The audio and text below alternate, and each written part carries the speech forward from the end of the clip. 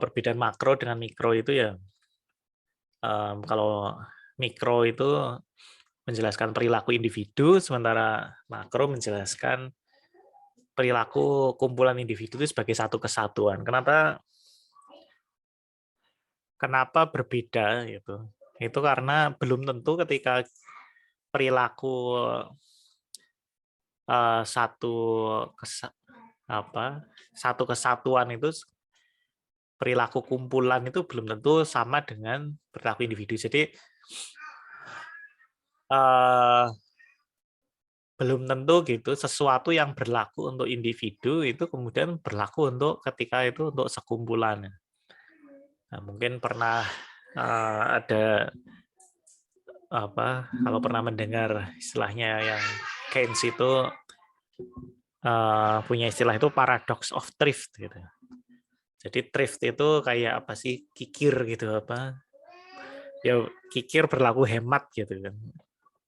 Itu kalau secara individu mungkin bagus, orang menghemat, tidak berbelanja, saving, kemudian mungkin ketika ada risiko lagi kayaknya kondisi buruk dia menghemat pengeluaran, itu bagus buat secara individu, sepertinya bagus kan. Tapi ketika itu kemudian dilakukan bersama-sama oleh eh, oleh kebanyakan orang, maka itu menjadi tidak bagus ya, karena akhirnya ya ekonomi jadi turun, karena di ekonomi makro namanya belanja itu ya pendapatan, dalam arti apa yang dibelanjakan oleh orang-orang itu adalah pendapatan juga buat yang lain. Jadi apa? Misal kita membelanjakan sesuatu kan itu menjadi pendapatan bagi orang lain. Bagi orang ya misal bagi toko atau produsen barang yang kita beli gitu kan. Nah, ya, seperti itu juga kalau secara makro kemudian kalau semuanya menahan belanja, akhirnya pendapatan secara agregat ya ikut turun juga. Nah, itu yang kemudian membuat kita perlu mempelajari makro karena agar mengerti tadi, agar tidak kemudian uh, ya bisa melihat itu apa dampaknya sesuatu ke uh, ekonomi secara keseluruhan itu.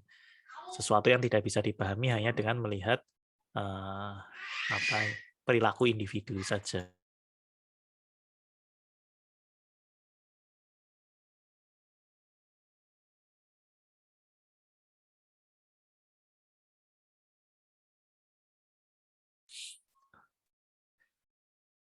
Oke, nah, dalam sejarahnya itu uh, ilmu ekonomi itu tadinya ya fokus menerangkan perilaku individu saja. Itu yang kita pelajari di mikro itu semua itu bangunan teorinya itu ya dibangun itu ketika sebelum masanya Keynes itu, dan itu terjadi sebelum depresi besar. Bahkan mulai dirintis sejak kalau untuk ekonomi barat ya, ekonomi konvensional itu ya kemudian sejarah mereka bermula dari Adam Smith menuliskan bukunya Wealth of Nation gitu. Walaupun kemudian ya kita sudah, mungkin Anda juga sudah belajar sebelumnya di pengantar atau kalau udah ambil sejarah pemikiran ekonomi Islam kayak gitu, bahwa sebelum Adam Smith ya sudah banyak sebenarnya tulisan-tulisan yang tentang ekonomi dari pemikir-pemikir Islam, cuma kemudian entah disengaja atau tidak itu tidak kemudian diakui di literatur Barat pada saat itu. Apakah memang ada penyembunyian atau ya memang betul-betul tidak tahu, tapi kebetulan juga ada gagasan-gagasan yang mirip. Nah, tapi ya terlepas dari itu kemudian nah yang dipelajari sejak Adam Smith itu ya yang berkembang kemudian adalah mempelajari individu gitu ya, dan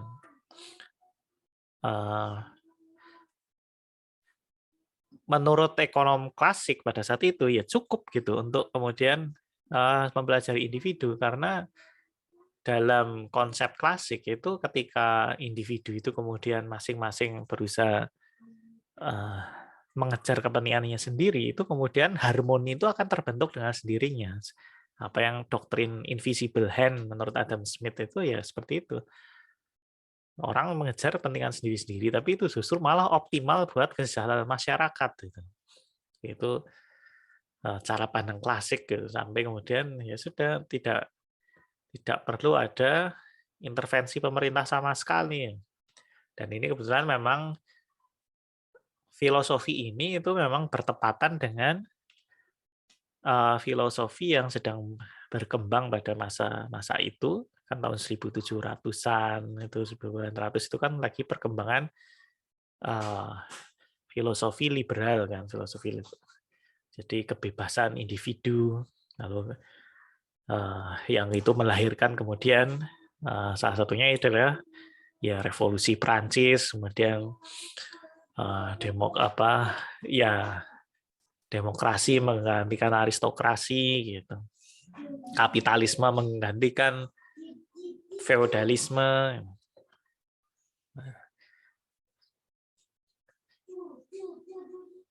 Nah, itu sih itu sejalan itu. Kemudian ya yang kapitalisme itu ya termasuk ya yang gagasan Adam Smith itu tadi yang kemudian memang berpendapat ya bahwa individu yang kemudian cukup dibiarkan saja, istilahnya itu istilah Prancisnya laissez-faire gitu. Biar dipercaya bahwa ya pemerintah itu jangan sama sekali nggak usah campur tangan. Campur tangan pemerintah dianggap itu justru malah akan membuat ekonomi semakin buruk. Ya itu ada alasannya dan memang itu kadang atau bahkan sering terjadi yang tergantung dari pemerintahannya sebenarnya ya. Jadi kadang-kala memang mungkin pemerintahnya entah sebenarnya berniat baik, tapi nggak tahu juga niat baiknya itu sekedar lip service atau beneran gitu. Kadang kan lip service-nya ada niat kayak gini, tapi sebenarnya ya niatannya korup juga bisa jadi kan, ingin mendapatkan kekayaan secara singkat juga gitu. Apa istilahnya kalau di ekonomi itu rente ekonomi. Nah, kadang-kadang kayak gitu, kemudian intervensi pemerintah itu justru memperburuk keadaan. Nah, kemudian ya itu, istilahnya pada itu laissez-faire, ya udah biarkan saja, jangan ikut campur gitu. Nah, tapi kemudian masalahnya pada suatu saat itu di tahun 1930-an itu terjadi sebuah depresi besar gitu, yang kemudian berlangsung cukup lama dengan keparahan yang sangat tinggi. Jadi tingkat penganggurannya saat itu ya banyak yang sampai mencapai 30% atau lebih itu di berbagai negara, dan itu jadi ya mungkin skalanya itu ya maksudnya kita bisa gambarkan di pandemi saat ini ya, yang kemudian banyak negara yang mengalami masalah yang sama, mengalami masalah ekonomi ya. Saat itu seperti itu. Dan tidak bisa pulih sendiri tadinya kan mungkin ekonomi klasik saat itu berpendapat ya udah nanti akan kembali kepada equilibrium gitu kan. Nanti akan terkoreksi sendiri. Tapi ditunggu-tunggu nggak pulih sendiri gitu kan. Nah, itu kemudian disitulah Keynes datang mengatakan bahwa nggak bisa dibiarkan. Dan saat itu kemudian Keynes berpendapat bahwa dia sebenarnya seperti sedang menyelamatkan kapitalisme dari ya mungkin dari menyelamatkan muka dari kapitalisme ya. Karena saat itu ya kemudian ketika banyak krisis seperti itu kan kemudian ya langsung jadi sasaran kan, kapitalisme dipersalahkan, wah ini kapitalisme berujung pada krisis kayak gini, wah ini malah kemudian orang melihat, oh berarti Marx benar, Marx kan memprediksi bahwa ya kapitalisme akan suatu saat akan hancur dengan sendirinya, gitu. Itu kan apa yang dipercaya oleh uh, Marx kayak gitu. Dan kalau itu sudah terjadi nanti, ya setelah itu kalau menurut prediksi atau ramalan historisnya Marx itu bahwa ya setelah kapitalisme hancur nanti kaum proletar yang akan berkuasa, itu kan kaum buruh akan berkuasa. Ya, kemudian ya Keynes itu seperti menyelamatkan muka dari kapitalisme, yang bahwa kemudian cara untuk menyelamatkan ekonomi itu bukan kemudian dengan mengganti sistem atau apa, ya, tapi sebenarnya cukup dengan dan tidak perlu kemudian mengganti menjadi sistem yang sistem komando yang seperti Uni Soviet kayak gitu, yang harus kemudian ekonomi dijalankan dengan semuanya diatur oleh pemerintah, diproduksi oleh pemerintah, tidak melalui sistem pasar gitu. Kalau menurut Keynes kemudian ekonomi itu cukup seperti mobil mogok, itu cuma perlu apa ya, istilahnya apa sih, dipancing atau di jump start gitu. Kalau apa yang pakai, kalau di sini orang mungkin didorong gitu, atau kemudian kalau ada cesan lain gitu kan, akhirnya kemudian apa ya itu disetrum pakai ini yang lain. Jadi seperti itu. Jadi perlu intervensi gitu untuk kemudian, tapi untuk menghidupkan kembali mobil ekonomi yang mogok itu perlu intervensi, tapi kemudian ketika itu nanti sudah berjalan normal lagi, ya sudah bisa jalan sendiri lagi gitu. Tapi perlu ada itu campur tangan untuk menghidupkannya lagi, dan itu yang kemudian ya kita kenal stimulus, itu logikanya seperti itu, kayak ya buat biar biar biar bangun lagi, biar berjalan lagi gitu. Nah,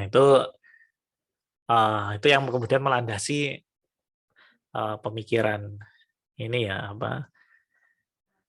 dan ya Keynes saat itu bukan sekedar membawa paradigma seperti itu bahwa ekonomi perlu diintervensi gitu oleh pemerintah, tapi dia juga membawa kerangka analisis yang unik gitu, yang kemudian dia tidak melihat ekonomi secara individu per individu gitu, tapi kemudian analisisnya adalah analisis yang sekarang kita kenal dengan analisis makroekonomi. Ya dia tadi yang kemudian berkata istilah yang paradox of thrift gitu. Saat memang di analisis teorinya itu nanti ada hal-hal yang kemudian ya itulah yang kemudian unik, hubungan antar variabel yang secara makro apa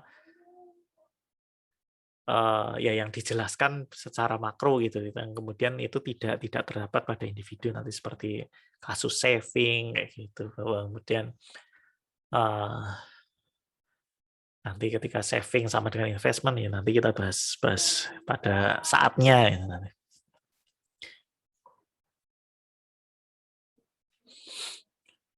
Walaupun kemudian ya perkembangan selanjutnya ketika kemudian publik sudah mulai menerima bahwa intervensi diperlukan, itu kemudian ya bergulir, tidak hanya kemudian jump start lagi yang diperlukan.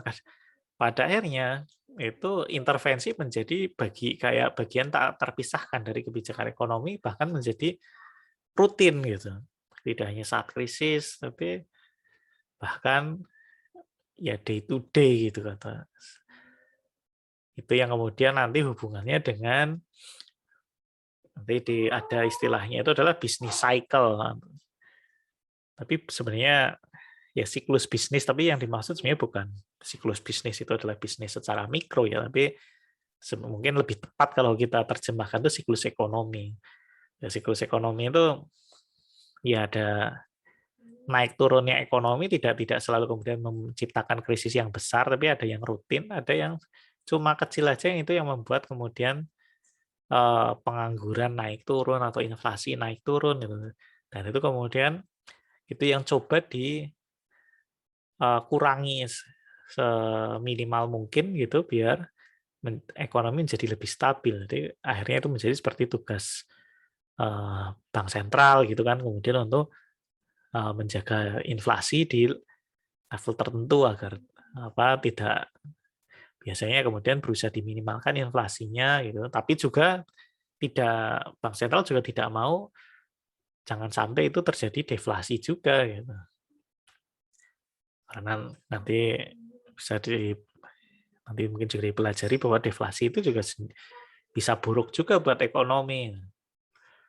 Atau mungkin kalau deflasi cuma kecil sih nggak apa-apa ya, inflasi kecil, deflasi kecil itu nggak berbahaya buat ekonomi. Tapi ketika inflasi atau deflasi besar itu akibatnya bisa buruk buat ekonomi, dan itu kemudian akhirnya membutuhkan yaitu dipercaya buat kaum Keynesian terutama ya, bahwa ya intervensi seperti itu diperlukan ya. Tapi sampai sekarang pun bukan berarti kemudian hilang sama sekali, orang tidak ada lagi yang percaya dengan klasik. Sampai sekarang kubu Keynesian dan klasik itu masih ada yang percaya ekonomi butuh intervensi, masih ada yang percaya intervensi itu istilahnya itu doing more harm than good. Jadi malah ya walaupun ada good-nya gitu, tapi kemudian efek bahayanya lebih besar ya. Kalau istilah di fikih ya, madorotnya lebih besar daripada manfaatnya gitu.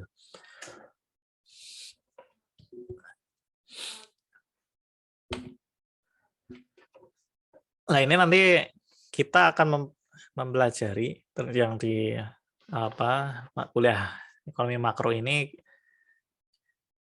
pembagian pembahasannya itu kita bagi juga berdasarkan sektor-sektor ekonomi makro.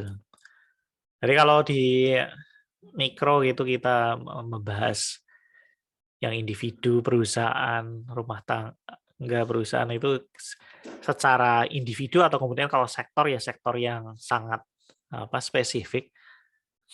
Tapi kalau di makro ini kita masih membahas rumah tangga juga, masih membahas perusahaan juga, tapi kemudian menjadi satu kesatuan ya.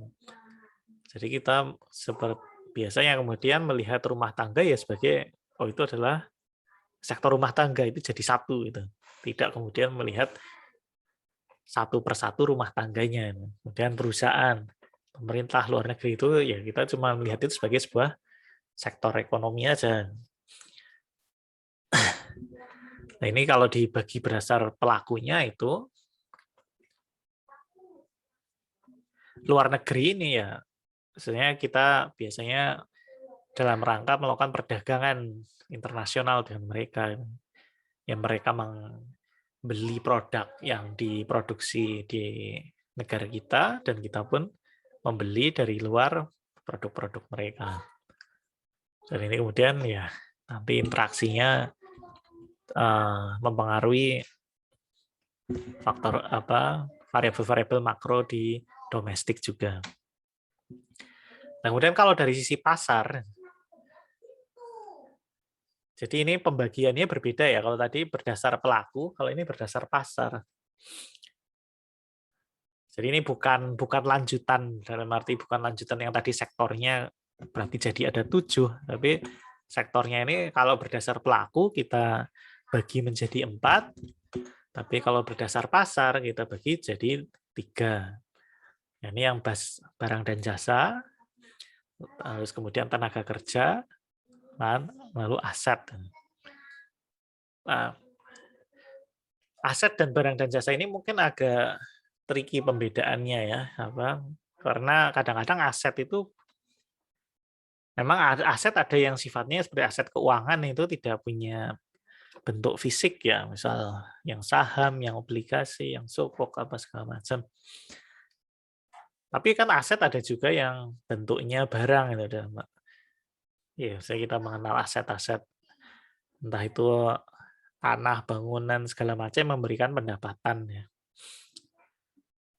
Nah, ini pembagiannya seperti apa? Kalau menurut saya ini aset di sini adalah dibedakan dari barang dan jasa itu adalah pada aspek mereka itu di pasar aset itu adalah ketika yang dicari itu yang kemudian yang menjadi dasar transaksi itu adalah pendapatan yang mereka berikan. Ya, kalau barang dan jasa kan secara umum kita ditransaksikan itu kan dalam rangka untuk manfaat konsumtif gitu kan. Karena jadi misal gini, rumah itu ketika rumah itu ya bisa diperjualbelikan ya satu. Tapi kemudian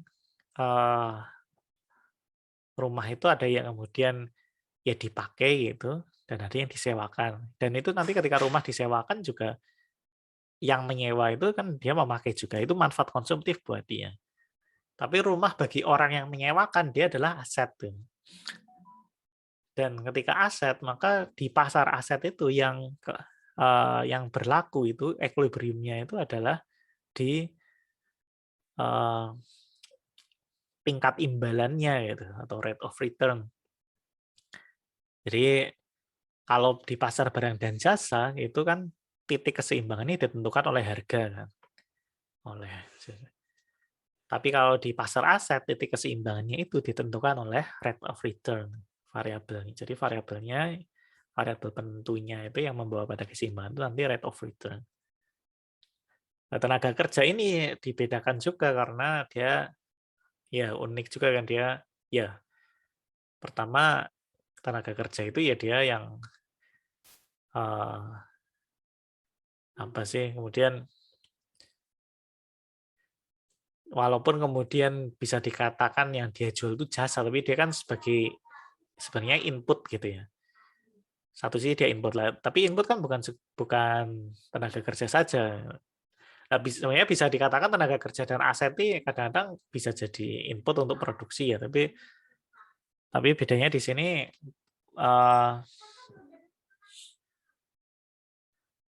ya, mungkin aset itu lebih sebagai input modal ya biasanya di itu. Sementara tenaga kerja itu kan kemudian mendapat pendapatan berupa upah. Ya itu jadi sebenarnya tiga kalau kita lihat itu tiga harga yang berlaku di pasar itu kan ya di perekonomian itu kita mengenal tiga harga sebenarnya secara umum. Ya maksudnya harga yang seperti barang dan jasa, kemudian upah, sama satu lagi kan kalau yang berupa tingkat imbalan ke aset itu. Nah, tingkat imbalannya bentuknya seperti apa itu tergantung jenis asetnya. Kalau di ekonomi konvensional ya bunga pinjaman itu menjadi tingkat imbalan. Tapi kan ya, di ekonomi konvensional pun dalam arti ekonomi secara umum ya kita juga mengenal tingkat imbalan yang lain ya seperti misal aset-aset tadi seperti misal entah itu tanah, bangunan, saham itu kan selalu semua punya tingkat imbalan masing-masing. Jadi tidak harus bunga gitu.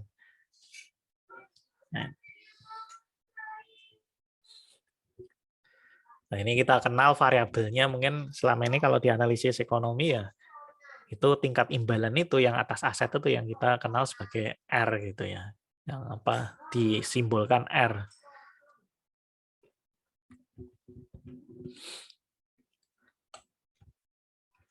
Nah, ini sebenarnya kalau ukuran-ukuran ekonomi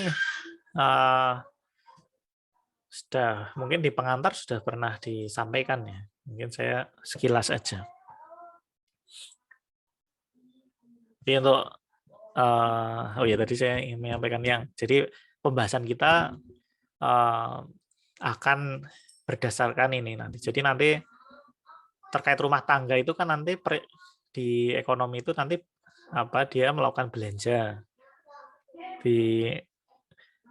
nah ini nanti sebenarnya ya, nyambung juga sih dengan yang produk domestik bruto ini. Jadi kita nanti membahasnya juga berdasar ini. Jadi perhitungan PDB ini kan ada 3 pendekatan ya, pendekatan belanja, pendekatan pendapatan, dan pendekatan produksi. Kalau kita lihat yang pendekatan belanja, ini kaitannya dengan tadi yang analisis sektor ekonomi berdasar pelaku. Konsumsi itu adalah ya aktivitas belanja dari rumah tangga kan, sektor rumah tangga. Sementara investasi itu aktivitas belanja dari perusahaan, sektor perusahaan. G itu aktivitas belanja dari pemerintah. Sementara X minus M itu adalah belanja neto dari sektor luar negeri. Jadi neto ya. Kenapa neto di sini? Karena M impor itu sebenarnya bukan belanjanya orang luar negeri, itu sebenarnya belanjanya kita kan, belanja kita dari luar negeri. Jadi itu kita hitung netonya apa yang ya kemudian diambil selisihnya saja bahwa belanja netonya orang luar negeri dari produksi kita itu adalah belanjanya mereka dikurangi belanjanya kita ke mereka gitu. Jadi kalau ini pertukaran ya tinggal dihitung lebihnya berapa kelebihannya. Nah, belanja netonya ini bisa jadi negatif gitu. Kalau kemudian impornya lebih besar daripada ekspor ya berarti dia malah menjadinya mengurangi PDB gitu. Nah, ini kita nanti bahas sesuai urutannya tuh. Jadi pertemuan kedua nanti kita akan bahas konsumsi, kemudian pertemuan ketiga investasi, lalu pemerintah, lalu luar negeri. Nah, setelah itu kemudian kita akan bahas gabungannya yang Y. Jadi gabungan dari konsumsi, investasi, belanja pemerintah, sektor luar negeri ini kan totalnya semuanya itu menjadi pendapatan nasional kan, sebenarnya pendapatan domestik bruto ya, pendapatan nasional itu sebenarnya beda lagi. Tapi kadang-kadang itu kayak kalau secara awam itu suka dianggap sama, padahal sebenarnya kalau secara konsep ekonomi beda. Kalau produk nasional bruto ini sebenarnya berbedanya adalah kita harus mengurangi pendapatan dari warga negara asing yang bekerja atau investasi di dalam negeri. Dan juga kita menambahkan pendapatan warga negara Indonesia yang bekerja atau investasi di luar negeri. Nah, tapi ukuran yang lebih sering dipakai sebenarnya itu PDB ya. Jarang-jarang kita kalau bahas ekonomi itu kemudian bahas PNB. Tapi sebenarnya bisa mestinya. Tidak terlalu, ya tidak umum, tidak sesering PDB dipakainya. Entah sengaja atau tidak, di sini saya kasih poin menyinggung isi transitif nasionalisme. Ya mungkin kalau ketahuan PNB-nya ternyata lebih kecil dari PDB nanti ya mungkin jadi catatan jelek gitu ya. Nah, lalu lanjut, jadi membahas Y secara keseluruhan itu adalah ini adalah dilihat dari pasar barang ya. Karena ini kan sebenarnya konsumsi, investasi, belanja pemerintah itu semua adalah belanja-belanja di pasar barang dan jasa. Lalu kemudian nanti ada flip side-nya, sisi satunya itu adalah pasar uang. Jadi sebenarnya uang dan barang ini kan ya saya katakan sebagai flip side, kayak sisi satunya. Kalau mata uang itu ada dua sisi, ini seperti sisi satunya. Kalau dari transaksi ya, ini semua kan belanjanya itu ditransaksinya menggunakan uang. Kemudian total dalam menghitung total pendapatan itu diukur dengan uang.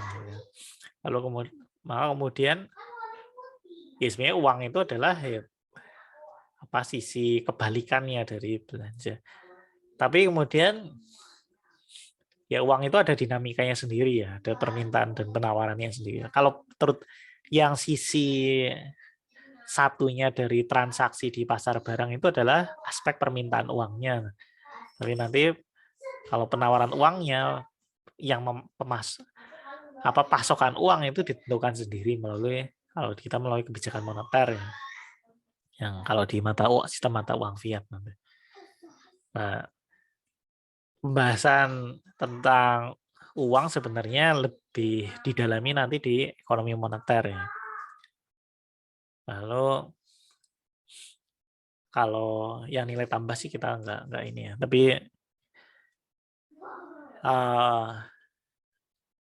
ya sekarang Anda sudah pelajari ini. Jadi kita nggak membahas pertemuan tersendiri tentang nilai tambah, tapi ini sekedar dia adalah salah satu pendekatan perhitungan produksi produk domestik bruto ya. Itu kalau kemudian ngitungnya dari survei yang ke perusahaan-perusahaan itu ya, kemudian yang dihitung nilai tambahnya saja, yang belanja mereka nilai omset penjualan mereka dikurangi dengan biaya-biayanya, itu nilai tambahnya. Tapi kemudian bukan keuntungan, biaya beda. Jadi bedanya adalah dengan keuntungan, nilai tambah itu adalah belum mengurangi biaya tenaga kerjanya, biaya upah itu tidak dikurangkan. Kalau keuntungan kan sudah dikurangkan juga biaya tenaga kerja. Tapi kalau nilai tambah itu berarti ya apa yang menjadi milik milik untuk pemodal ya, keuntungan itu ditambah dengan apa yang menjadi milik tenaga kerja. Sementara kalau input-input yang lain itu kan sudah dia menjadi kayak istilahnya itu intermediate goods-nya gitu. Itu menjadi, karena itu produksinya perusahaan yang lain nanti dihitung sendiri. Nilai tambahnya dihitung sendiri. Nah, sementara ini yang kemudian nanti juga ada dibahas tentang pasar tenaga kerja. Lalu untuk aset ini sebenarnya nanti pembahasannya terbagi dua nanti ketika kita membahas investasi dan ketika kita membahas pasar uang. Karena nanti return dari aset itu juga akan menentukan permintaan uang juga. Lalu setelah itu kita membahas tentang keseimbangan umumnya dan baru kemudian membahas mengenai kebijakan baik fiskal maupun moneter.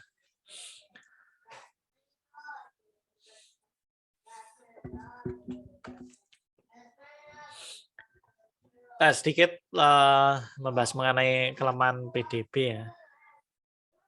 Ini masih jadi lagi mikir mau bahas tugasnya tapi udah masuk di slide, kita selesaikan slide-nya saja dulu. Jadi ya mungkin yang entah dibahas dengan cukup panjang atau tidak di pengantar gitu ya, tapi kadang-kadang mungkin tidak dibahas. Jadi PDB itu memiliki beberapa kelemahan ya. Jadi satu, dia tidak menghitung produksi subsisten. Maksudnya produksi subsisten itu apa? Itu adalah produksi yang dikonsumsi sendiri. Jadi ada istilahnya perekonomian subsisten itu mereka yang memenuhi kebutuhan hidupnya itu tidak melalui pasar gitu. Jadi mereka tidak menjual barang dan jasa, tidak kemudian bekerja pada orang lain. Ya udah, mereka memproduksi sesuatu lalu untuk konsumsi mereka sendiri. Nah, kalau ini yang terjadi itu tidak terhitung di PDB. Karena PDB hanya memperhitungkan produksi-produksi yang kemudian dijual melalui pasar, ya artinya dia dijual ke orang lain, sehingga kemudian kita akan tahu berapa harganya, sehingga bisa dihitung nilai totalnya berapa dari harga kali kuantitas yang diproduksi. Kalau nggak pernah dijual, cuma tahu produksinya saja, ya nggak ketahuan berapa nilainya. Nah, kemudian yang kedua adalah dia tidak menghitung produksi, maksudnya tidak memperhitungkan produksi barang yang merusak. Jadi dia akan menghitung itu sebagai bagian dari PDB, tapi dia tidak memperhitungkan kerusakan yang ditimbulkan. Jadi misal ada produksi senjata, bom, itu pada dasarnya bom seperti itu kan dia sebenarnya tidak memberikan nilai tambah itu kan. Dalam arti tidak memberikan manfaat, ya merusak sifatnya. Atau yang itu mungkin terlalu kentara, yang kurang kentara mungkin hal-hal yang merusak yang lainnya, ya misal alkohol lah, atau kemudian produksi apa mungkin acara TV yang tidak mendidik misalnya. Mungkin itu sih sebenarnya tidak memberikan manfaat, bahkan mungkin bisa merusak, tapi kemudian kalau secara PDB itu semuanya dihitung sebagai nilai tambah gitu. Jadi akhirnya ya kemudian dia tidak, PDB itu belum tentu mencerminkan apa sih ya kualitas hidup secara keseluruhan. Nah, kemudian pembobotannya itu adalah berdasar pada harga, yang itu sebenarnya harga itu ditentukan oleh kelangkaan dan permintaannya, bukan pada peran pentingnya bagi manusia. Ya seperti yang ada lagi kalau tadi paradox of thrift, ada istilahnya lagi kan paradoks intan dan air itu. Kalau itu paradoks itu sudah dikenal sejak Adam Smith itu. Jadi paradoks intan dan air adalah air itu jauh lebih penting buat manusia. Manusia nggak bisa hidup tanpa air. Tapi harganya murah. Sementara intan yang sebenarnya nggak ada manfaat buat manusia, ya cuma buat hiasan doang, tapi harganya sangat mahal. Nah, itu terjadi karena harganya itu tidak hanya dibentuk oleh manfaat yang kemudian menghasilkan permintaan, ya, karena ada manfaat kemudian ada permintaan. Sebenarnya permintaan air banyak juga gitu. Mungkin bahkan lebih besar daripada permintaan terhadap intan. Persoalannya intan tuh jauh lebih langka daripada air gitu. Nah, akhirnya kemudian kita bisa saja di PDB itu menghitung sesuatu itu sebagai nilainya besar itu karena harganya tinggi, Bu. Bukan karena kemanfaatan. Nah, itu kelemahan ini. Ya, nanti ada lagi terkait dengan kerusakan lingkungan. Ketika kita memproduksi sesuatu, mungkin produksinya itu kemudian menghasilkan kerusakan lingkungan. Yang paling kentara adalah misal produksi kayu gitu, yang dihasilkan dari hutan. Kayunya terhitung nilainya di dalam hitungan PDB terhitung. Yang tidak dihitung di PDB adalah kerusakan lingkungan yang ditimbulkan kan. Apa hutannya ini mungkin nanti akan terjadi banjir segala macam. Mungkin nanti akan menyebabkan penurunan PDB juga pada akhirnya karena ketika jadi banjir, kehilangan pekerjaan segala macam. Tapi kan tidak langsung pada saat itu kan, pada saat produksi yang menghasilkan kerusakan lingkungan itu terjadi, itu kan tidak terukur di situ dampaknya. Yang dihitung di situ ya cuma produksi kayunya. Ya banyak yang seperti ini untuk produksi yang menghasilkan kerusakan lingkungan, tapi masih terhitung sebagai nilai yang positif kalau sekedar dihitung dari PDB saja. Ini tadi kita sudah ini ya. Kalau pertumbuhan, saya kira sudah pada tahu ya menghitungnya ya. Dikurang pertumbuhan tahun ini ya dilihat dari selisihnya dibanding tahun lalu dan dipersentasekan ya, dibuat persentase. Jadi selisihnya itu berapa persen dibanding dengan PDB yang tahun lalu itu atau periode lalu lah, tidak selalu setahun ya, ada juga PDB kuartalan ya. Nanti ada istilahnya kalau Anda temuin nanti ada istilah pertumbuhan itu ada yang Q to Q gitu, kuartal to kuartal. Jadi kuartal ini dibandingkan dengan kuartal sebelumnya ya. Itu berarti pertumbuhan Q to Q. Tapi ada istilahnya pertumbuhan year on year gitu. Nah, year on year itu kuartal ini dibandingkan dengan kuartal yang sama, misal sekarang kuartal 3 tahun 2021, maka pertumbuhannya itu adalah kalau year on year, atau disingkatnya misalnya YOY gitu ya, itu dibandingkan dengan kuartal yang sama, berarti kuartal 3 tahun lalu. Jadi sebenarnya sudah melewati periode setahun juga, sehingga itu adalah pertumbuhannya adalah pertumbuhan tahunan, tapi bukan pertumbuhan tahunan yang biasanya. Gitu. Maksudnya secara umum pertumbuhan tahunan itu dihitungnya akhir periode. Akhir periode nanti kalau pertumbuhan 2021 ya nunggu selesai 2021, PDB setahunnya yang PDB setahun 2021 dibandingkan dengan PDB setahun 2020. Tapi kalau year on year gitu, di kuartal ketiga sudah bisa dihitung. Tapi dibandingkannya adalah dengan kuartal sebelumnya tahun lalu.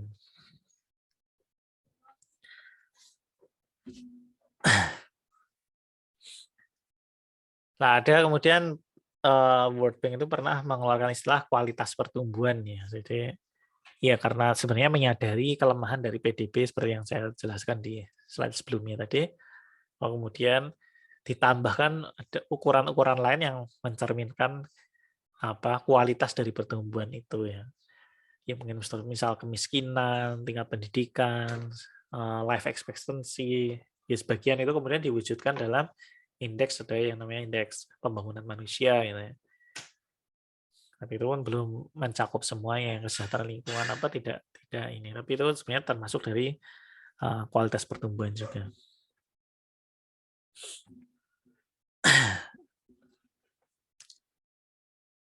Lalu kemudian fluktuasi harga ini tadi sudah sempat menyinggung sebenarnya ya, soal kalau harganya naik itu inflasi, kalau turun deflasi. Dan ini diukur dengan perubahan indeks harga yang mewakili harga barang dan jasa di perekonomian secara keseluruhan ya. Itu sebenarnya ada beberapa indeks harga, yang cuma satu. Biasanya yang kita pakai itu adalah indeks harga konsumen. Ada indeks harga konsumen, ada indeks harga produsen. Tuh nanti bedanya adalah di paket barangnya, istilahnya itu basket, good commodity basket, jadi kayak keranjang komoditas. Jadi ini kan menghitung indeks itu yang mewakili itu, yang dianggap mewakili itu barang apa saja itu dengan jumlah berapa itu. Nah biasanya kemudian indeks harga konsumen itu menyusunnya, ini emang nggak ini secara rinci ya di sini. Tapi kemudian dipilih komoditas-komoditas yang biasa dibeli oleh konsumen, itu biasanya berapa, jadi nanti ada ukurannya, rata-rata konsumen beli katakanlah beras itu berapa kilo, misal gula berapa kilo, terus nanti yang lain-lain mungkin nanti ada pendidikan.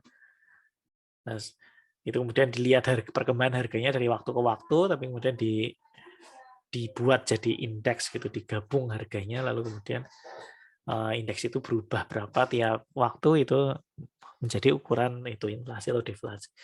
Jadi kadang-kadang kemudian katanya tergantung dari kita termasuk sebagai konsumen yang kebanyakan atau bukan ya. Saya konsumen yang menjadi dasar dari perhitungan indeks harga konsumen itu. Kalau kita tidak mirip seperti mereka, mungkin kita tidak merasakan inflasi atau deflasi seperti yang dirasakan oleh yang konsumen rata-rata itu. Jadi misal beras itu penting itu di komponen itu indeks harga konsumen.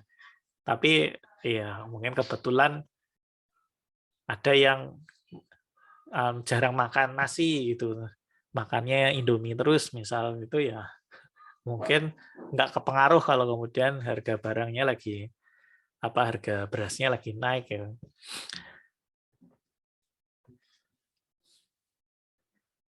Nah,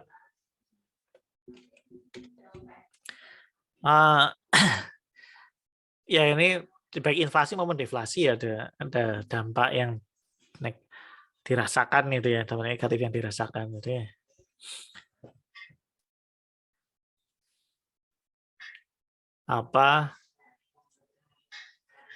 Di sini saya cantumkan 2 poin pertama, itu bedanya adalah inflasi itu terutama efeknya ada kepada uang yang disimpan.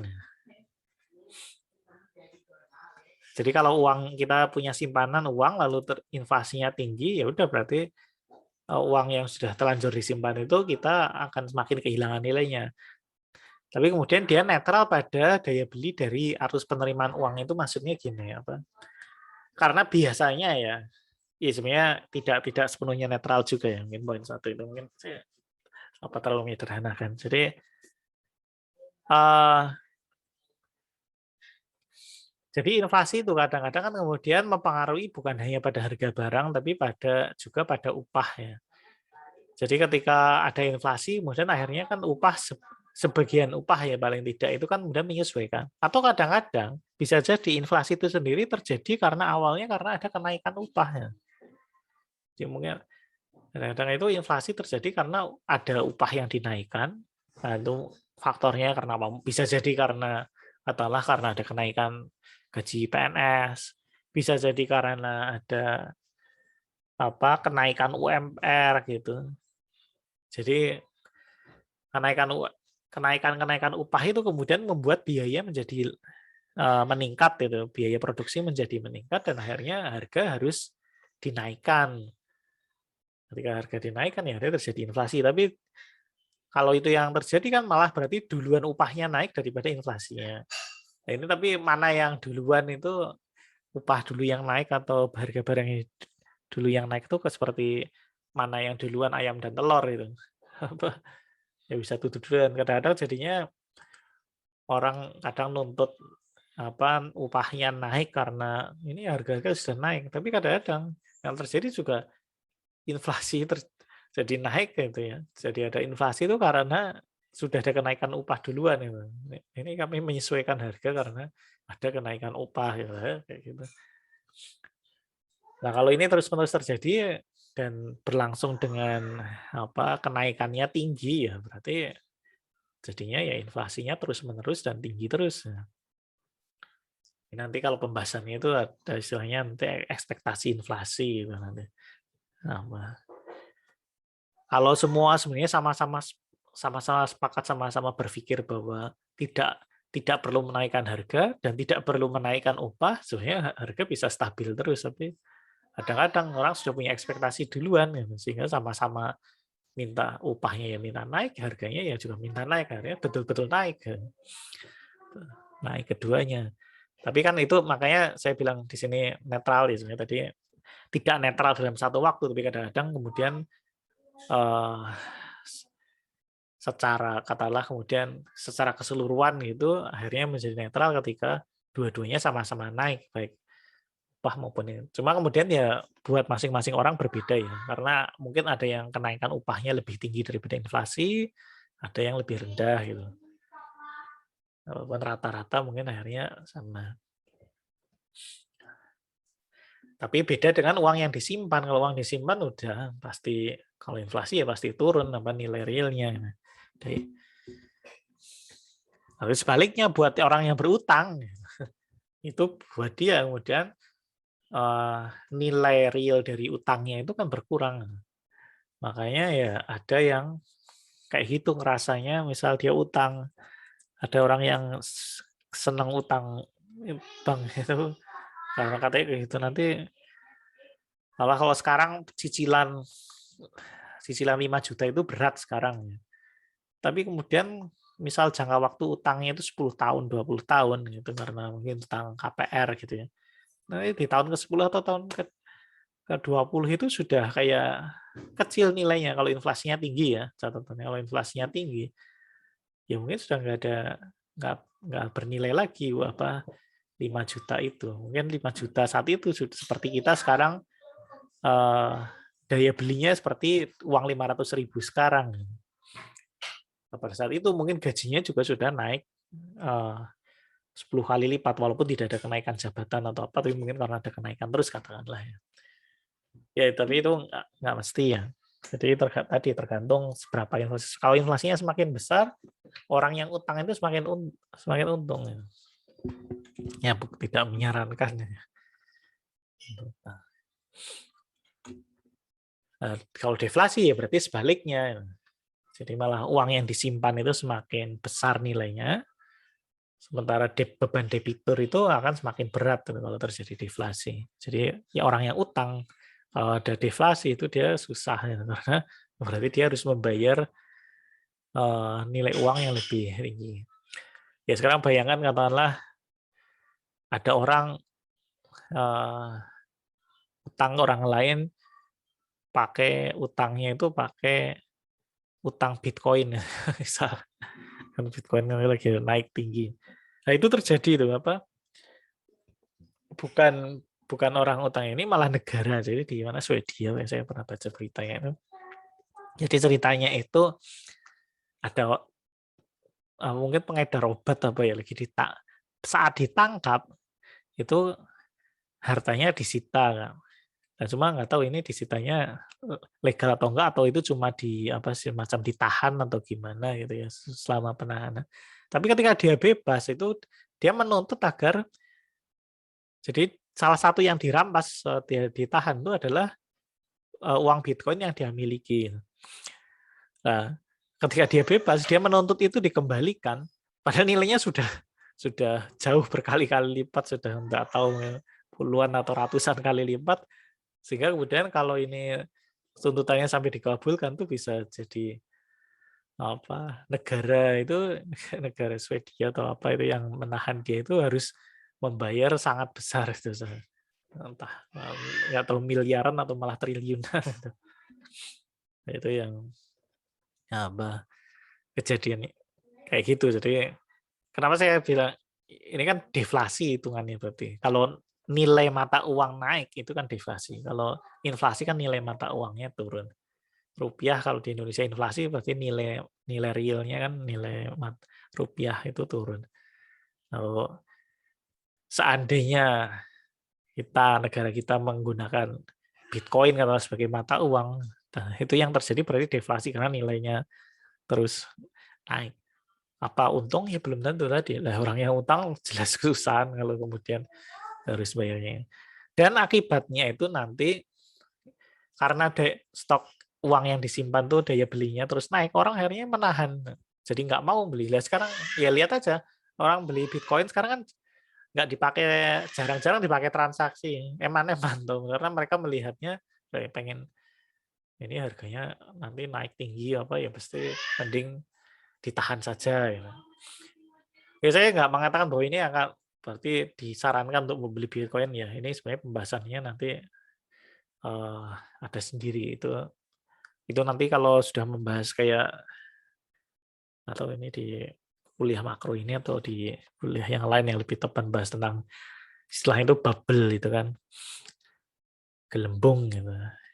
Ya Anda mungkin pernah tahu dengar atau melihat berita atau apa yang soal beberapa aset yang sifatnya gelembung seperti misal apa yang terakhir itu kan kayak apa sih itu misalnya yang bunga janda bolong ya. Sebelum itu ada yang gelombang cinta itu pernah sampai harganya ratusan ribu jutaan padahal cuma bunga daun-daun kayak gitu. Oh iya sebentar hilang kalau begitu udah trennya lewat terus jatuh. Tapi memang Bitcoin ini memang lama ya kesannya. Walaupun ya kemudian roller coaster juga kadang terus naik apa turun ini. Tapi kalau saya sih menurut saya itu sebenarnya bubble juga nanti suatu saat akan jatuh juga ya. Ya kita lihatlah mungkin banyak kalau orang yang lagi beli Bitcoin ya mereka nggak akan percaya kalau ada diomongin seperti itu kan pasti ya. Karena mereka beli itu ya dengan harapan ini.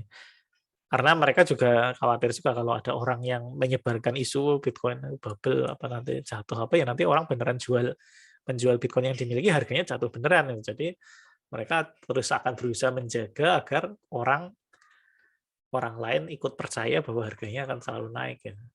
Ada istilahnya itu kalau barang-barang yang bubble itu permainannya adalah mencari orang yang lebih bodoh ya. Dia kan sudah bodoh untuk membeli itu dengan harga tinggi.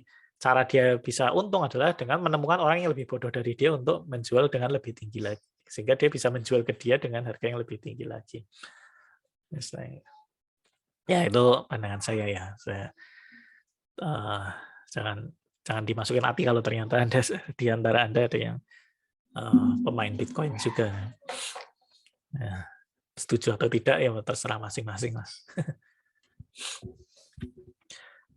Nah, lalu ya ini kalau konsep pengangguran paling juga sudah dipelajari ya, tapi nggak apa-apa lah review.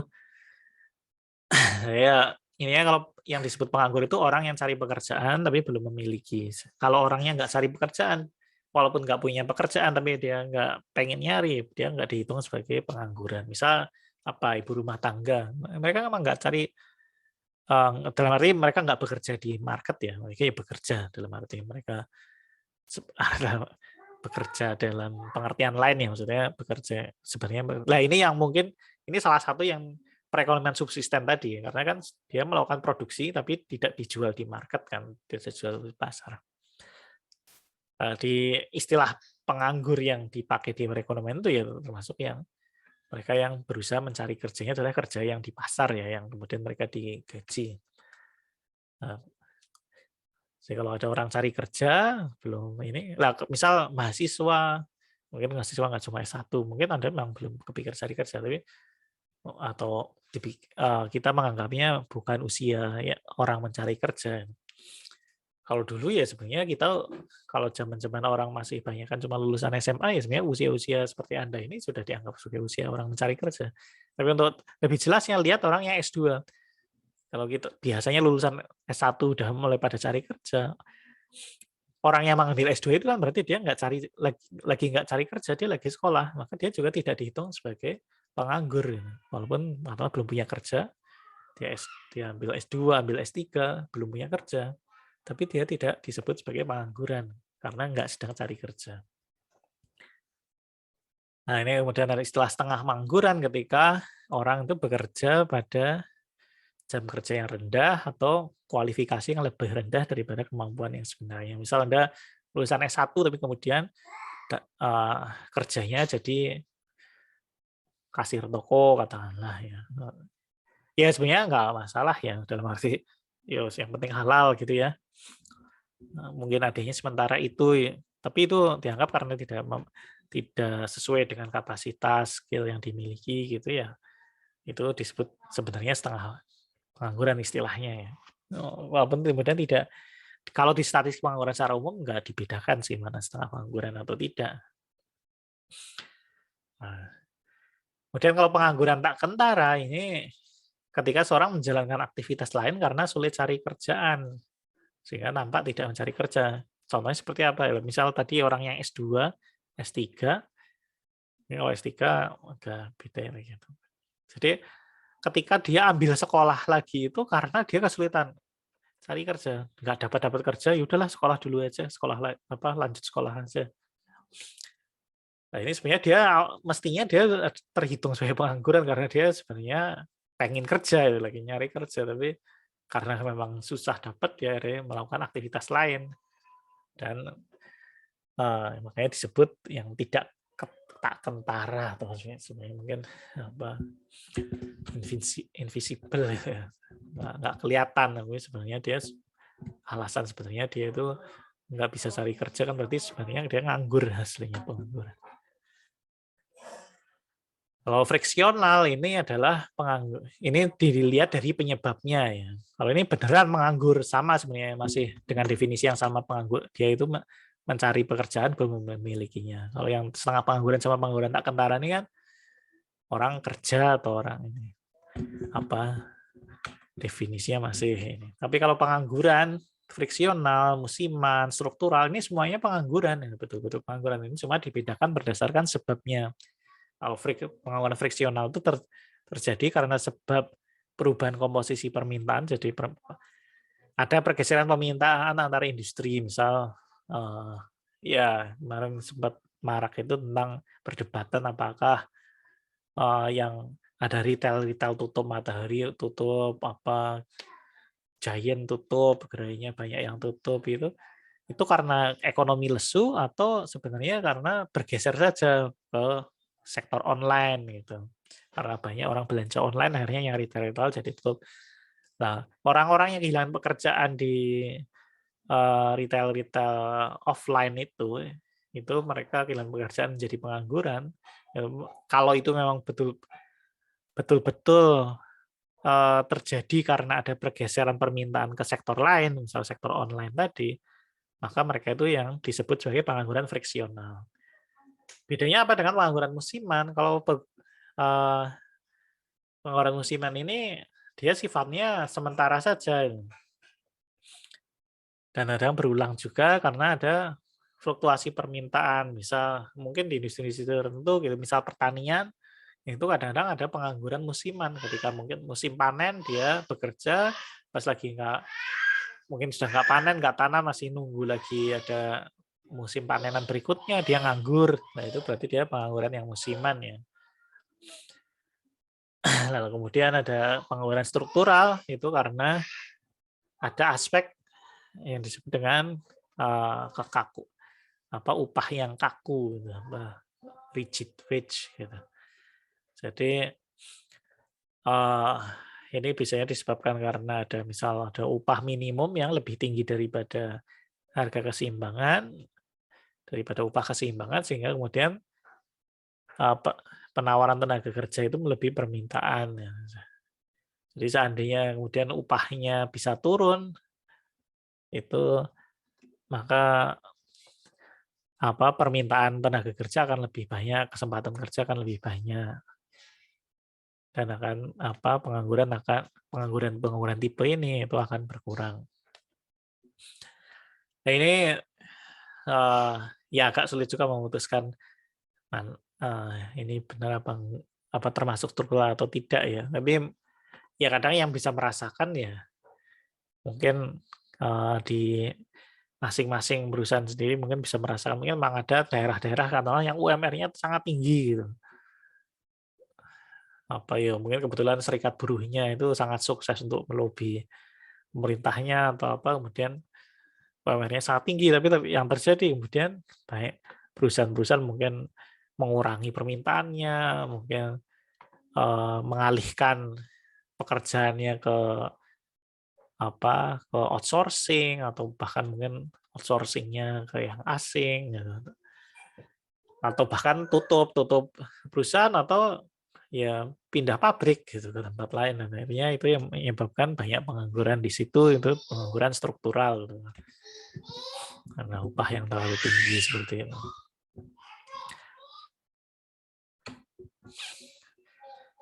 Nah, di BPS itu yang dikatakan pengangguran itu adalah kalau untuk penduduk yang usia lebih dari 15 tahun yang ingin bekerja.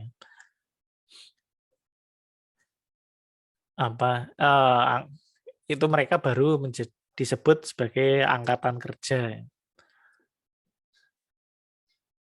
Lalu kemudian tingkat pengangguran itu, unemployment rate, itu secara persentase itu dihitung dengan pembandingan antara penduduk yang tidak bekerja dibanding dengan angkatan kerja. Jadi tidak semua penduduk yang usianya 15 tahun ke atas itu disebut sebagai angkatan kerja. Jadi yang sebagai angkatan kerja ya mereka yang memang mencari kerja, baik mereka yang sudah mendapatkan maupun yang belum. Yang sudah mendapatkan jadi disebut pengangguran. Kalau yang belum mendapatkan disebut sebagai penganggur. Ada istilahnya ini tingkat partisipasi angkatan kerja, itu kemudian membandingkan antara penduduk berusia yang 15 tahun ke atas itu yang mencari kerja, mereka yang disebut angkatan kerja, dibagi dengan jumlah keseluruhan penduduk usia 15 tahun ke atas. Nah, ini kan bisa jadi karena mungkin 15 tahun ke atas tapi sebagian masih sekolah lah, berarti kan makanya angkatan kerjanya lebih sedikit dari jumlah penduduk usia 15 tahun ke atas itu.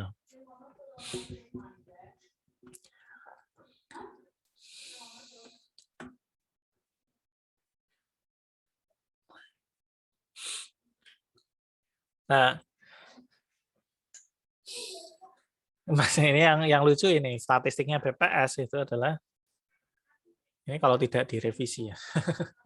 Setahu saya itu, yang terakhir saya tahu itu Seorang disebut sebagai tidak menganggur ketika dia bekerja minimal 1 jam seminggu. Lah, bekerja 1 jam seminggu, sampai 1 jam seminggu masih udah dianggap bekerja ya. Ya, nggak tahu deh. Sebenarnya kan kayak minimal sekali ininya. Syarat seorang untuk dianggap sebagai tidak nganggur ini.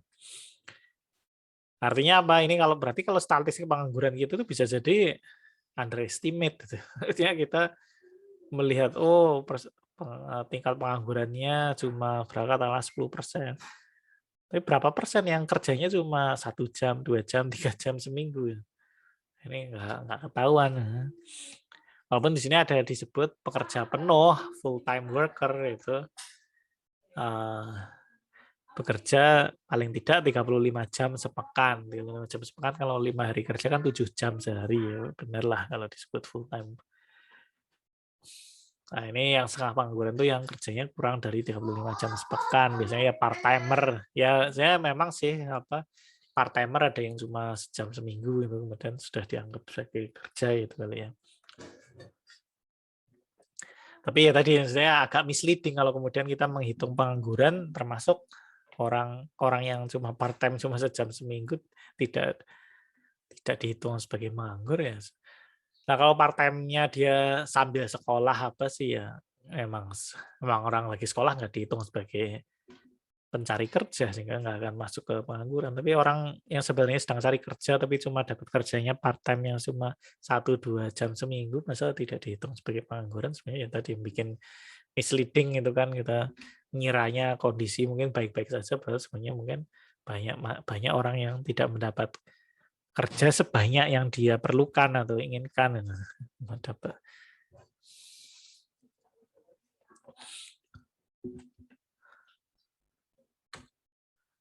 Nah, kemudian ukuran kemiskinan ini sebenarnya ini dalam tanda kutip kontroversial, bukan kontroversi, bikin apa dalam arti apa sih cari perhatian atau apa ya, misalnya dalam arti bisa mengundang perdebatan tentang apakah perlu ukuran kemiskinan itu dimasukkan di ekonomi makro atau enggak. Secara tradisional gitu ya, umumnya kemiskinan itu dibahas di pembahasan yang lebih mikro, misalnya ekonomi pembangunan kayak gitu. Jadi ya sebenarnya tidak tahu alasan persis kenapa kemiskinan tidak dibahas di makro yang biasanya di konvensional ya.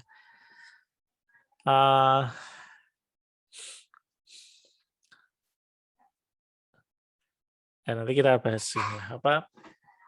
Memang secara keseluruhan itu ya pembahasan ekonomi makro yang konvensional itu tidak terlalu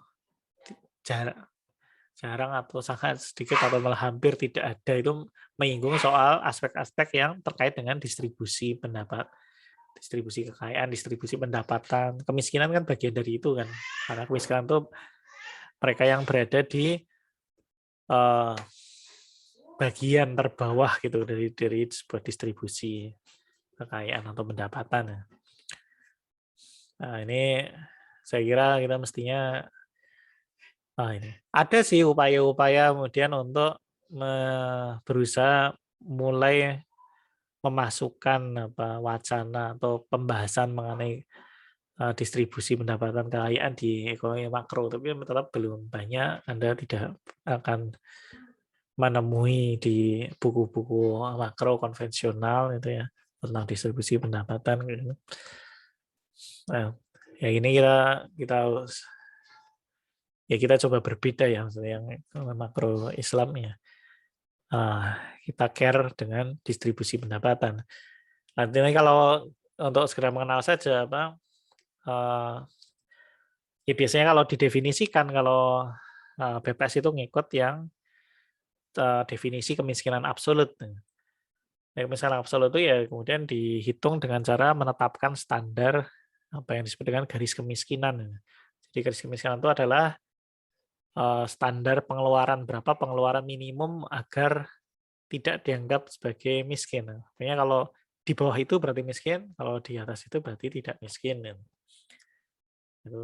Itu berubah-ubah nilainya. Jadi disesuaikan kalau ada inflasi gitu ya, kemudian dirubah garis kemiskinannya, dan nanti dibedakan juga per wilayah, mungkin per kabupaten, itu tergantung dari tingkat harga di situ. Karena garis kemiskinan itu sendiri dibentuk seperti ketika pembuatan indeks harga kayak gitu, itu ya ada standar apa sih yang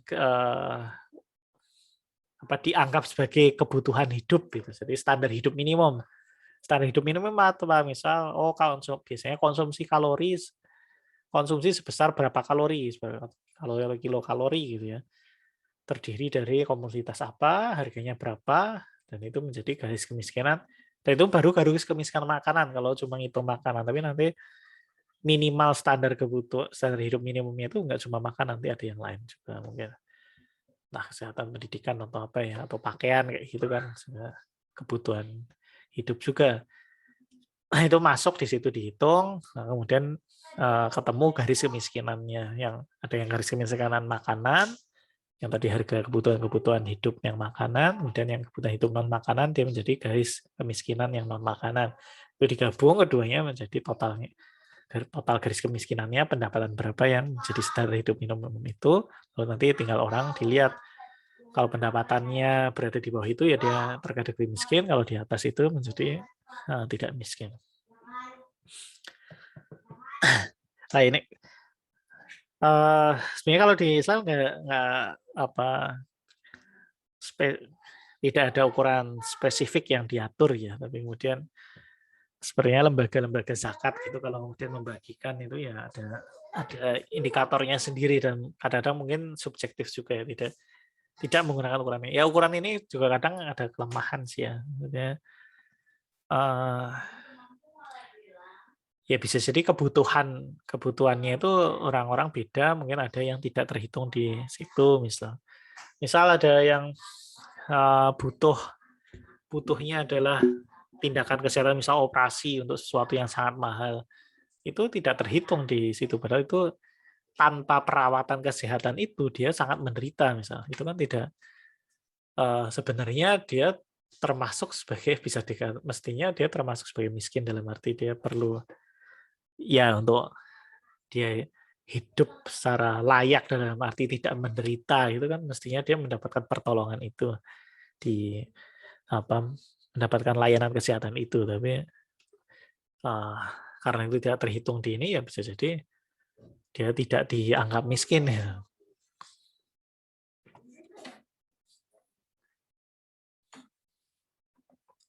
Kalau ketimpangan itu ukurannya biasanya koefisien gini ya. Itu ada gambarnya, itu yang kurva Lorenz gitu, dibandingkan antara yang wilayah busur dengan wilayah segitiga. Saya nggak tampilkan di sini lah apa. Tapi sebenarnya ketimpangan ini ya kemudian kalau nanti ada konsep kemiskinan relatif, kalau tadi yang kayak garis kemiskinan dia kemiskinan absolut, kalau kemiskinan relatif ini terkait dengan ketimpangan ya. Jadi bisa jadi ya orang mungkin bagi ukuran jadi itu di setiap wilayah akan berbeda tergantung standar kehidupannya. Seseorang yang mungkin di Indonesia nggak dianggap miskin, mungkin di negara lain bisa jadi dianggap miskin. Mungkin yang miskin di negara lain bisa jadi di sini dianggap tidak miskin. Jadi contohnya gini, di kayak di Amerika kayak gitu ya. Banyak orang yang kalau secara ukuran standar kemiskinan dari pemerintah Amerika, ya dia dianggap miskin gitu, tapi dia sebenarnya punya hal-hal yang tidak yang mungkin di sini bagi orang sini itu sudah dianggap kelas menengah ya. Misal orang orang di sana dianggap miskin oleh pemerintah, tapi dia punya mobil, mungkin dia juga di apartemennya punya TV apa segala macam, apa ya pakai AC juga. Ya di sini mungkin udah masuknya orang menengah ke atas ya. Tapi bisa jadi di sana masih dianggap sebagai miskin ya. Ya karena ya mobil di sana apalagi mobil second tuh murah gitu, sehingga bisa diakses, dan juga itu kebutuhan yang basic juga di sana. Kalau nggak punya ya sebenarnya nggak harus punya mobil ya, apa kendaraan umum juga ini. Tapi maksudnya dalam kondisi musim dingin itu emang ya makanya di sana orang nggak banyak pakai motor, susah kalau musim dingin kalau pakai motor masuk angin nanti ya. Karena di sana ya tadi standar garis kemiskinan ya mereka pakai garis kemiskinan juga itu dengan standar yang jauh lebih tinggi daripada di sini. Nah, di sana karena mungkin harga mobil murah, pendapatannya walaupun di bawah garis kemiskinan tapi masih bisa beli mobil. Itu. Nah, itu yang kemudian jadinya kan kemiskinan menjadi relatif ya. Secara absolut dia ya menurut sana dia miskin, tapi kalau menurut ukuran Indonesia mestinya dia tidak terkategori miskin. Ya, pernah ada video yang tentang saya lupa, tapi profil kemudian jadi profil orang Indonesia di ini terus disebutkan di situ ini dari keluarga miskin tapi orang-orang Indonesia itu kan videonya video yang dalam bahasa Inggris ya, dan itu maksudnya dia yang model viralnya mungkin di luar gitu, tapi orang Indonesia yang lihat itu pada nanggepi, oh dia punya gini punya ini. Kalau di Indonesia, kalau kita yang anggap dia nggak miskin itu ya beda standar. Orang orang di negara maju ngelihat kondisinya dia kayak gitu, mereka menilainya sebagai memang miskin. Padahal di sini enggak, itu udah mending itu.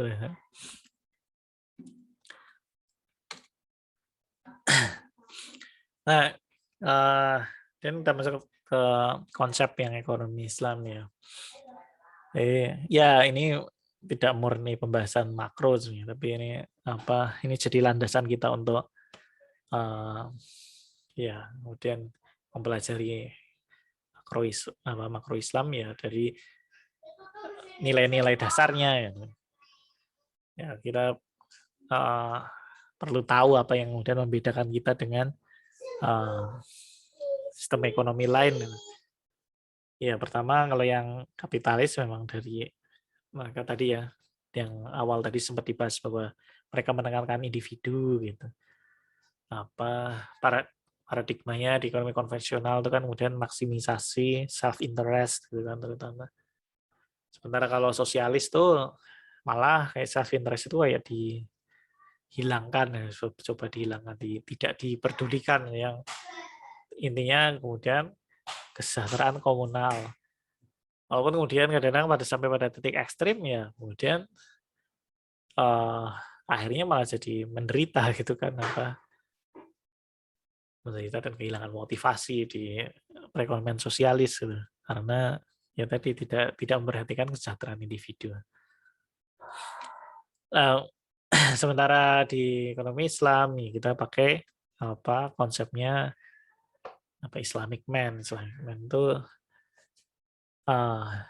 ya sebenarnya kalau turunan value-nya banyak ya, tapi kemudian ya kalau kemudian dibandingkan dengan kapitalis sama sosialis ya kita ya dua-duanya kita mengakui bahwa seorang manusia itu ya punya keinginan untuk memenuhi kebutuhan keinginan pribadi yang self interest, tapi juga tidak menutup kemungkinan bahkan kemudian ia menganggapnya itu sebagai sebuah cara untuk mencari derajat yang lebih tinggi untuk ketika kemudian dia juga memperhatikan atau berusaha kemudian memberikan ya seperti manusia yang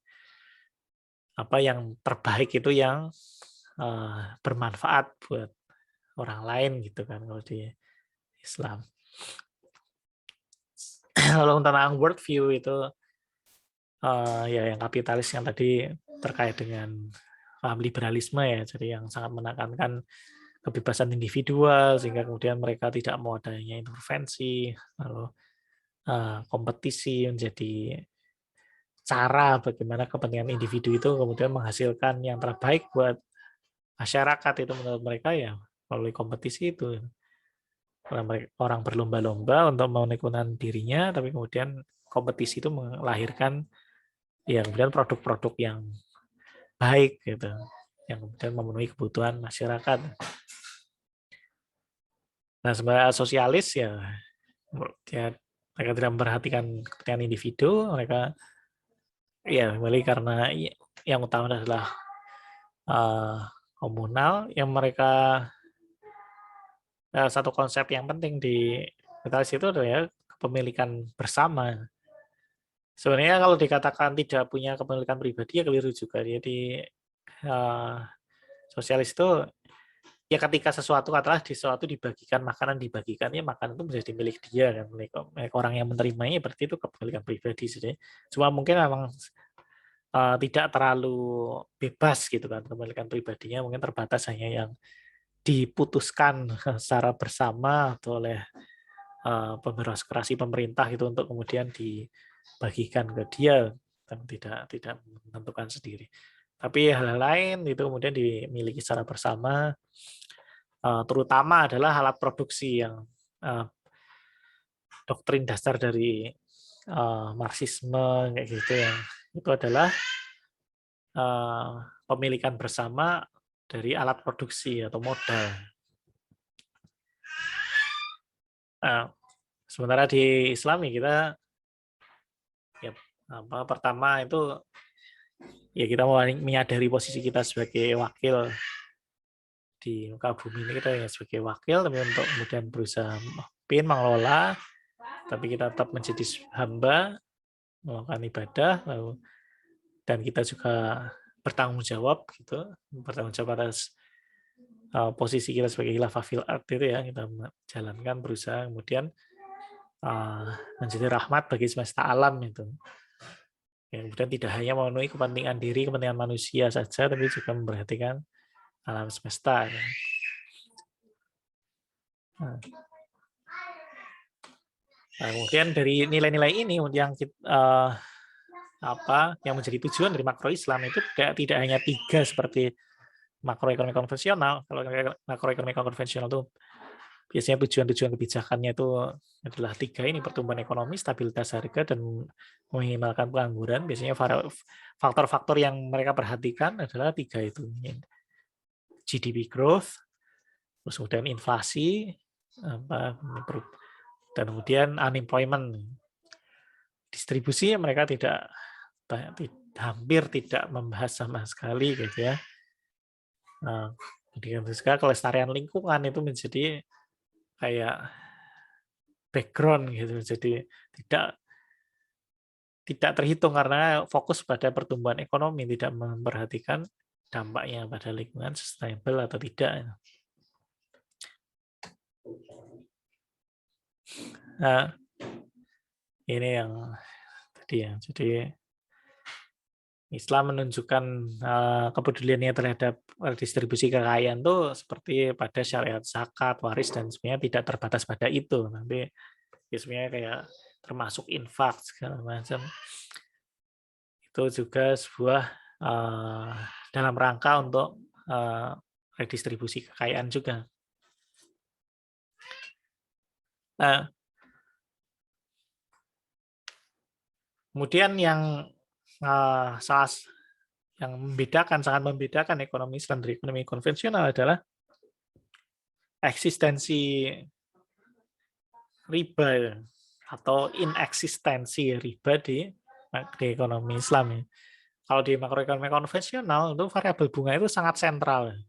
Hampir dalam semua analisis ekonomi konvensional itu melibatkan tingkat bunga, kebijakan even kebijakan fiskal yang bukan terkait dengan ini, itu pun nanti kalau di ekonomi konvensional ya akan ada hubungannya dengan dampak bunga juga. Nah, tapi kan kita tahu misalnya di Islam itu ya riba itu terlarang. Nah, seandainya tidak ada bunga di ekonomi, bagaimana ekonomi bekerja?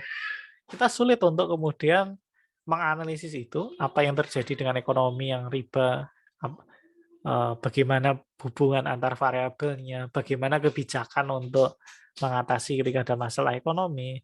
Itu kita akan kesulitan ketika nggak ada bunga gitu. Kalau dalam, maksudnya bukan kita ya, tapi seorang yang mempelajari ekonomi konvensional, mereka tidak akan mampu menjelaskan dan merekomendasikan kebijakan kalau tidak ada bunga seperti apa. Nah, itu sampai sekarang masih seperti itu. Mungkin pemegang kebijakan gimana nanti kalau nggak ada bunga. Nah, itu makanya kita perlu belajar makroekonomika Islam itu di situ. Padahal sebenarnya tidak harus ada bunga. Kita sebenarnya masih bisa mengganti bunga itu dengan variabel lain. Gitu.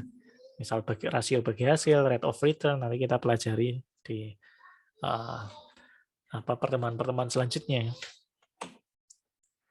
Kemudian sisi yang tidak boleh dilupakan adalah semua syariat seperti itu, kewajiban zakat, larangan bunga, ya itu kemudian tidak hanya punya fungsi material, fungsi ekonomi dan sosial, tapi juga fungsi spiritual.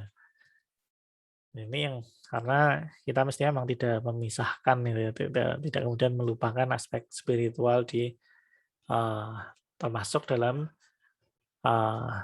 apa ya perilaku ekonomi kan. Jadi zakat yang tadi sebuah alat redistribusi kekayaan, tapi di sisi yang lain dia juga merupakan punya fungsi spiritual untuk membersihkan harta dan jiwa.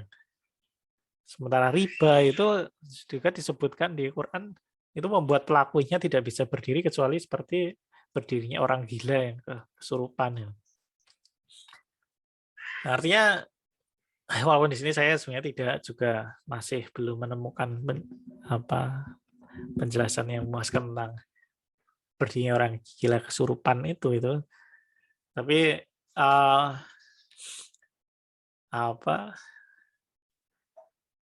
ya biasanya kemudian analisis tentang riba kan terkait dengan distribusi kekayaan juga kan, kemudian karena itu dianggap tidak adil, kadang kemudian membuat distribusi kekayaan menjadi tidak adil. Tapi ternyata lebih dari itu, ada sisi spiritualnya yang kemudian mempengaruhi jiwa seseorang juga.